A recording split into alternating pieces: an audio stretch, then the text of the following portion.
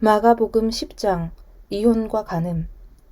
예수께서 거기에서 떠나 요단강 건너편 유대지방으로 가셨다.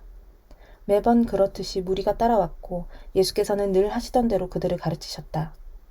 바리새인들이 예수를 괴롭힐 요량으로 다가와서 물었다. 남자가 아내와 이혼하는 것이 율법에 맞습니까? 예수께서 말씀하셨다.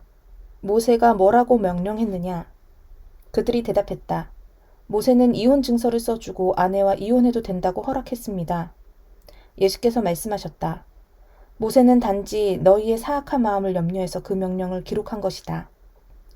처음 창조 때부터 하나님께서는 남자와 여자를 지어 함께 있게 하셨다. 그래서 남자는 부모를 떠나 여자와 결혼하여 한 몸이 된다. 더 이상 둘이 아니라 새롭게 연합하여 한 몸을 이루는 것이다. 남자와 여자의 이 유기적인 연합은 하나님께서 창조하신 것이다. 그러니 누구도 그들을 갈라놓아서 그분의 작품을 모독해서는 안 된다. 집에 돌아와서 제자들이 다시 그 이야기를 꺼냈다. 예수께서 그들에게 단도직입적으로 말씀하셨다. 다른 여자와 결혼하려고 자기 아내와 이혼하는 남자는 아내에게 간음하는 것이다. 또한 다른 남자와 결혼하려고 자기 남편과 이혼하는 여자도 남편에게 간음하는 것이다. 사람들이 예수께서 만져주시기를 바라며 그분께 아이들을 데려왔다. 하지만 제자들이 그들을 쫓아냈다. 예수께서 노하시며 제자들에게 말씀하셨다. 이 아이들을 쫓아내지 마라. 절대로 아이들과 나 사이에 끼어서 방해하지 마라. 천국의 삶에는 이 아이들이 중심에 있다. 명심하여라. 너희가 하나님 나라를 아이처럼 단순하게 받아들이지 않으면 절대로 그 나라에 들어갈 수 없다. 그러고 나서 예수께서 아이들을 품에 안으시고 손을 얹어 축복하셨다. 부자와 하나님 나라. 예수께서 길을 나서는데 한 사람이 달려와서 정중하게 그분을 맞으며 물었다. 선하신 선생님, 제가 무엇을 해야 영원한 생명을 얻겠습니까? 예수께서 말씀하셨다. 어째서 나를 선하다고 하느냐? 오직 하나님 한 분 외에는 선한 분이 없다. 계명에 살인하지 마라, 간음하지 마라, 도둑질하지 마라, 거짓말하지 마라, 속이지 마라, 내 부모를 공경하라 하지 않았더냐? 그가 말했다. 선생님, 그 계명들은 제가 어려서부터 다 지켰습니다. 예수께서 그의 눈을 주목하여 보시더니 그를 사랑스럽게 여기셨다. 예수께서 말씀하셨다. 하나 남은 것이 있다. 가서 내가 가진 것을 다 팔아서 가난한 사람들에게 주어라. 그러면 내 부가 하늘에 쌓아두는 부가 될 것이다. 그런 다음 와서 나를 따라라. 그 사람의 얼굴이 어두워졌다. 그가 전혀 예상치 못했던 말이어서 그는 무거운 마음으로 예수를 떠나갔다. 그는 많은 것을 움켜쥐고 있었고 그것을 놓을 마음이 없었다. 예수께서 제자들을 보며 말씀하셨다. 많이 가진 사람들이 하나님 나라에 들어가는 것이 얼마나 어려운지 아느냐. 제자들은 들으면서도 그 말이 믿어지지 않았다. 예수께서 계속해서 말씀하셨다. 얼마나 어려운지 너희는 상상도 못할 것이다. 내가 말하는데 부자가 하나님 나라에 들어가는 것보다 낙타가 바늘귀로 지나가는 것이 더 쉽다. 그 말에 제자들이 크게 당황했다. 그러면 어느 누가 가망이 있겠습니까? 그들이 물었다. 예수께서 잘라 말씀하셨다. 너희 힘으로 해낼 수 있다고 생각하면 전혀 가망이 없다. 그러나 하나님께 맡기면 얼마든지 가능한 일이다. 베드로가 다른 시각에서 이야기를 꺼냈다. 우리는 모든 것을 버리고 주님을 따랐습니다. 예수께서 말씀하셨다. 내 말을 명심하여라. 나와 메시지 때문에 집과 형제자매와 부모와 자식과 땅과 그 어떤 것을 희생하고서 손해볼 사람은 아무도 없다.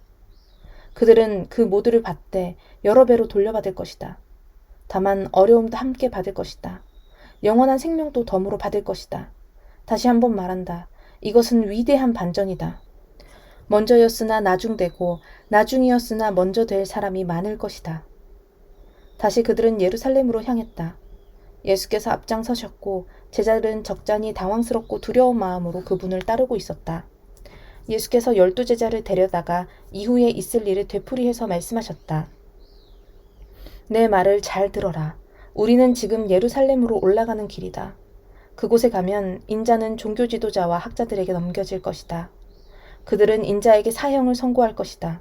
그리고 인자를 로마 사람들에게 넘겨주어 조롱하고 침뱉고 고문하고 죽일 것이다. 그러나 사흘 후에 인자는 다시 살아날 것이다. 인자는 섬기러 왔다. 세베대의 두 아들인 야고보와 요한이 예수께 다가왔다. 선생님, 우리에게 꼭 해주셨으면 하는 일이 있습니다. 무엇이냐? 내가 할 만한 일인지 보자. 그들이 말했다. 주님께서 영광을 받으실 때 우리에게도 최고의 영광의 자리를 주셔서 하나는 주님 오른편에, 하나는 주님 왼편에 있게 해주십시오. 예수께서 말씀하셨다. 너희는 너희가 무엇을 구하는지 모른다. 너희는 내가 마시는 잔을 마시고 내가 받을 세례를 받을 수 있겠느냐? 그들이 말했다. 물론입니다. 왜 못하겠습니까? 예수께서 말씀하셨다. 생각해보니 너희는 과연 내가 마시는 잔을 마시고 내가 받을 세례를 받을 것이다. 그러나 영광의 자리를 주는 것은 내 소관이 아니다. 그것과 관련해서는 다른 조치가 있을 것이다. 다른 열제자가 이 대화를 듣고 야고보와 요한에게 분통을 터뜨렸다. 예수께서 그들을 불러놓고 바로 잡아주셨다. 하나님을 모르는 통치자들이 얼마나 위세를 부리는지, 사람들이 작은 권력이라도 얻으면 거기에 얼마나 빨리 취하는지 너희는 보았다. 너희는 그래서는 안 된다. 누구든지 크고자 하면 섬기는 사람이 되어야 한다. 너희 가운데 누구든지 첫째가 되고자 하면 먼저 섬기는 종이 되어야 한다. 인자가 한 일이 바로 그것이다. 인자는 섬김을 받으러 온 것이 아니라 섬기러 왔다. 포로로 사로잡힌 많은 사람들을 살리기 위해 자기 목숨을 내어주려고 왔다. 그들은 여리고에서 얼마 동안 머물렀다. 제자들과 사람들의 행렬이 뒤따르고 예수께서 그곳을 떠나시려는데 디메오의 아들인 바디메오라는 눈먼 거지가 길가에 앉아 있었다. 그는 나사렛 예수가 지나간다는 말을 듣고는 소리치기 시작했다. 다윗의 자손이신 예수여, 불쌍히 여겨주십시오. 저를 불쌍히 여겨주십시오. 많은 사람들이 그를 조용히 시키려고 했으나 그는 더 크게 소리쳤다. 다윗의 자손이여, 불쌍히 여겨주십시오. 저를 불쌍히 여겨주십시오. 예수께서 가던 길을 멈추셨다. 그를 불러오너라. 그들이 그를 불렀다. 오늘 운이 좋은 줄 알아라. 일어나거라. 예수께서 너를 부르신다. 그는 겉옷을 버려두고 즉시 일어나서 예수께 갔다. 예수께서 말씀하셨다. 내가 어떻게 해주면 좋겠느냐? 눈먼 사내가 말했다. 랍비님, 보기 원합니다. 가거라. 예수께서 말씀하셨다. 내 믿음이 너를 구원했고 낫게 했다. 바로 그 순간에 그는 시력을 되찾았고 그 길로 예수를 따랐다.